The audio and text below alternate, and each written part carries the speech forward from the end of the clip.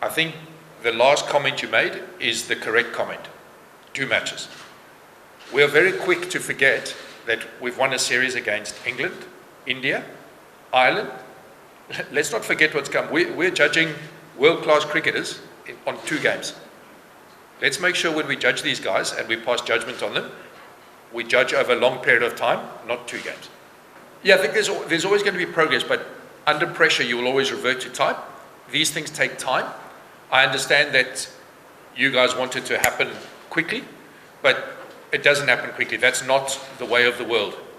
You know, when you have people that have played 200 ODIs, they are still learning all the time too. So, you know, it's not going to happen quickly. I think the exciting part of what we have is we've got a young crop of batsmen that are going to play at a very high level for Bangladesh for another 10, 15 years. And that's exciting. Yeah, of course, look, we're talking about professional players. You know, these guys are very, very professional in the way they go about their business. So, you know, it doesn't take a lot of boosting from us because they are always ready. You know, this is a fantastic, fantastic group of players. Yeah, I think if we're honest, that Afghanistan spin attack is the best spin attack in the world. That's just a fact. You know, you've got 3 guys there that have played a lot of white ball cricket, and that's a lot of white ball cricket all the way around the world. You know, it's a captain's dream. You give one the ball and he does his job, and you give the other one the ball and he does his job. You know, they're a phenomenal, and we said that in the first press conference we had together. Technically, the challenge that they've presented is a huge advantage to us because it's going to make us better. And if you can face this level of spin, then you can pretty much face anybody. The other thing about this attack is that they keep coming. There's 3 of them. No other teams in the world have got 3 spinners of this quality that keep coming at you all the time. So for our preparation, I think this has been very, very beneficial. You know, to look at that team and say they rank below us, yes, they are. But when you look at the quality of what they present, you know, I think 2 of those 3 are top 10 in the world, top 3 in the world. So we are looking at it with a very, very positive outlook. I think it's not a question of whether we've struggled to pick them. I think it's a question whether the world struggled to pick them. And where they are ranked in the world will tell you that everybody in the world struggles to pick them.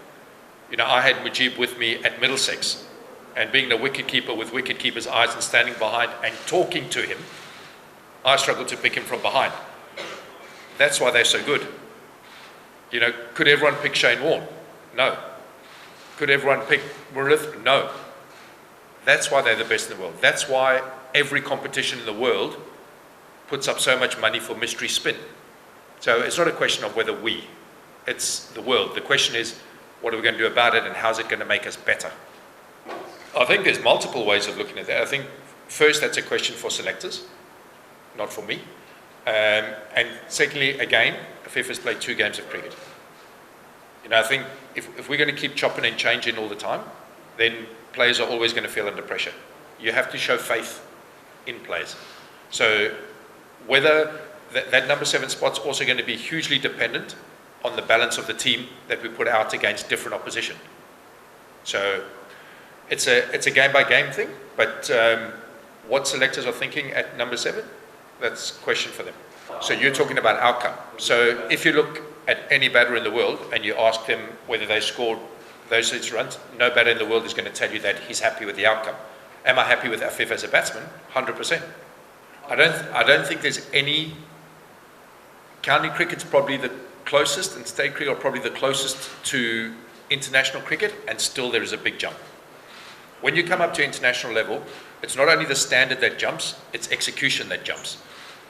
So if you have a little chink in your armour, international bowlers are going to find that. If you as a bowler have a chink, international batters are going to find that. But these things take time. You know, if I took a fish out of the sea, it would eventually learn to walk. So it will adapt. You know, you guys will think about a guy like Mackay Ntini, who was a quality international bowler. When he first started, he wasn't very good. But you leave him at that level for a period of time, he will adapt because he has a high ceiling. These guys have all got very, very high ceilings. That's why we show faith in them. So you give those guys time, and I promise you they'll show you faith. You're asking me about outcome.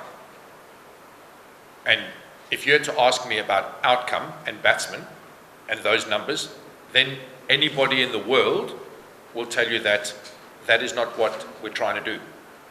But if you ask me why that outcome, I get back to when you're facing that level of spin from ball one, this is what these guys have done for the last 6-7 years to every single batsman in the world because of their level of skill and what they do.